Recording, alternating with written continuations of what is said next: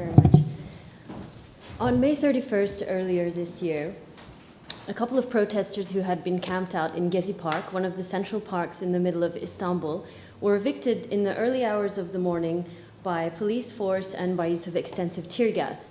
Word spread, and later on that evening, thousands of people took to the streets of Istanbul to protest what has now widely been recognized as the excessive use of police force, which was then met by more tear gas, more police violence, and these protests continued in some way, shape, or form until July earlier this year. So, what is happening in Turkey and what happened in Turkey? Well, first we should give a little bit of perspective. This is the type of coverage that we were seeing, and all of this is from digital media. So in the top left-hand corner, we have Turkish Spring. Does that remind anybody of anything? Arab Spring. Arab Spring. We have headlines like this, using words like massive unrest, massive police crackdown, nationwide protest, unrest rages, aggressive speeches. I would say incendiary words, and then you have images like this, Taksim Square, where it looks like thousands upon thousands, maybe 100,000 people who have gathered. So this was the narrative that was captured, especially in the first week of protest, versus something like this. So let's contextualize it a little bit. So if you've been to Turkey, could you please put your hands up? Yeah? Now keep your hands up if you've been to Istanbul. Yeah? Now keep your hands up if you've been to Gezi Park, Taksim, or Istiklal. Yeah, a few people here. So with those few people, I'd just like to give a little reminder or just tell you a little bit about what is the area that we're talking about. So in the top left-hand side, you've got a map of Turkey, and then this bigger map here is Istanbul on the European side.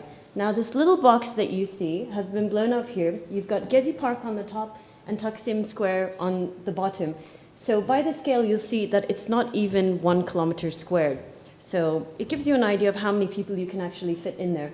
And to give you another bit of information, Gezi Park is not like St. Lawrence Green or Hyde Park or even Central Park, where perhaps you'll go for a little promenade with your amour or your families are getting together for picnics. It has a reputation of a place you don't really want to be walking by yourself in the dusk hours, and for instance, where glue sniffers gather. So Gezi Park became a symbol of resistance, and it also became a symbol of community, something that didn't really exist anymore. That's something we can talk about later as well.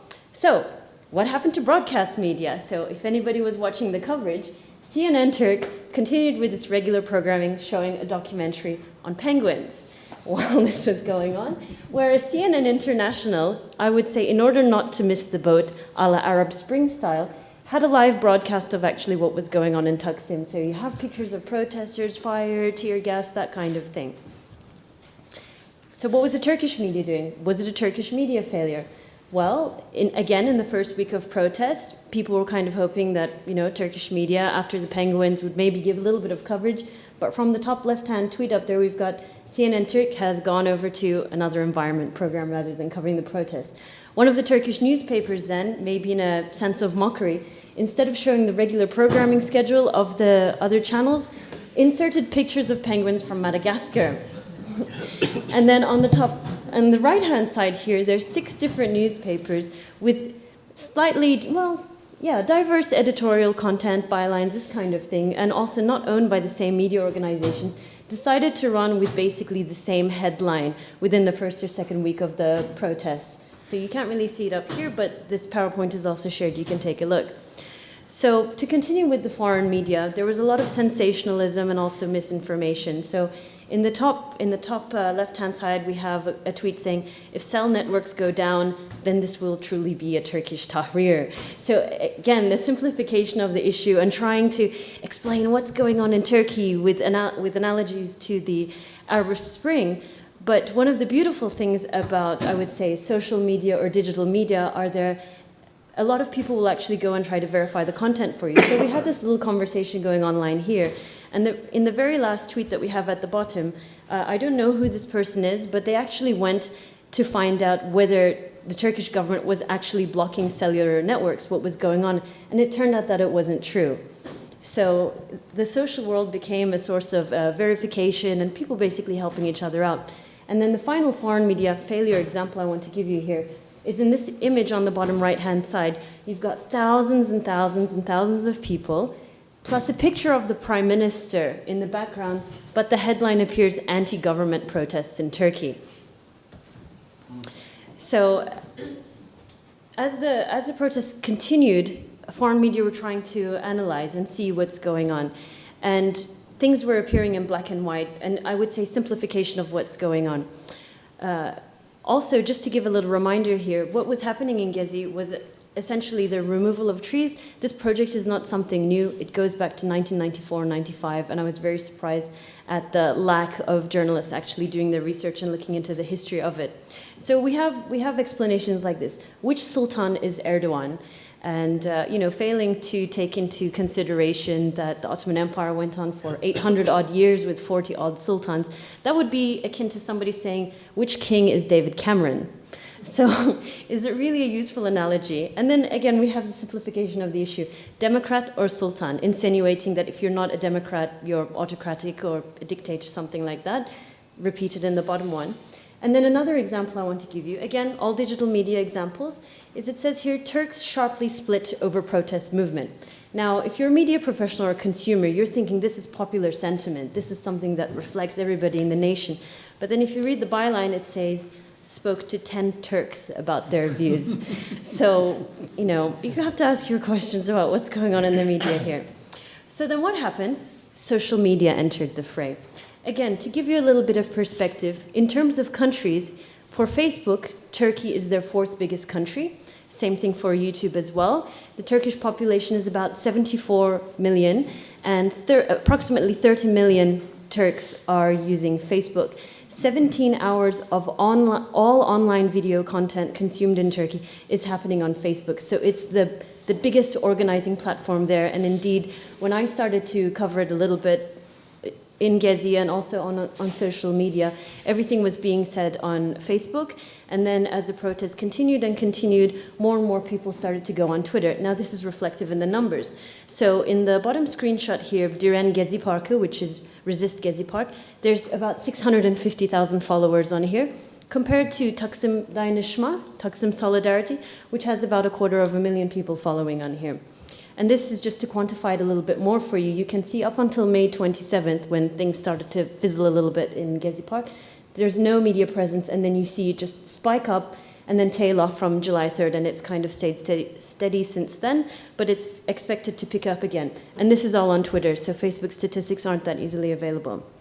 So let's come back to our main premise, the question: can journalism be trusted in the digital age? Sure. Sure, with caveats. So what are these caveats? Well, the first point here is, in the absence of coverage, people will create their own media. And there are a lot of things that need to be taken into consideration, foremost verification, and also what kind of content is going up as well. So there's a lot of organizations that do this, but we also have to keep in mind that just because something is on social media and it's being retweeted doesn't mean that it's true. And I think in the parameters of the time that we have here, I can't discuss it here, but perhaps in the discussion, there were pictures floating around that, the police have tear gassed a hotel, and here's a picture of a baby who's been affected, and it turned out to be a 2-year-old picture of a boy from Gaza. So these are the types of questions we should be asking ourselves. But in an emergency or breaking event like this, it's far too easy to get carried away with your passions and to believe, oh, look at how terrible things are, and therefore they must be true. So another kind of analysis that I like to use is there's a distinction between reporting, journalism, and analysis. So I say reporting is concerned with the facts, where maybe 70, 80 people in a room here in Dublin. Journalism is the context, media conference, and then analysis will give you that added layer of meaning, predictions, and implications. But just to go back to that example of 10 Turks representing all of Turkey, we have to be careful. Are opinions actually news? Do they fit into features? Where does that content go? So we have to be astute consumers when we're thinking about this, as well as news producers. Some of the other things that I think we should be looking out for both on the input or the news gathering side and on the output side as well, as beware of emotive language. So letting ourselves get carried away with this passionate talk. And then also quantification and numbers versus description. So one of the first slides I showed you, there's things like massive. Well, okay, how much is massive? Is it 100 people? Is it 1,000 people? Is it 100,000 people? And again, for that picture that I showed you of Taksim, there are people whose job it is who go around and who count a very small subsection of that, let's say 1 centimeter square, and multiply it. And that's how they'll get their estimations. But again, this was very, very absent in the first or second week of the protest. And the important thing is to look at both sides, because media and essentially news is about people at the end of the day. So it doesn't mean that one is an enemy and the other one is a goodie or a baddie or anything like that.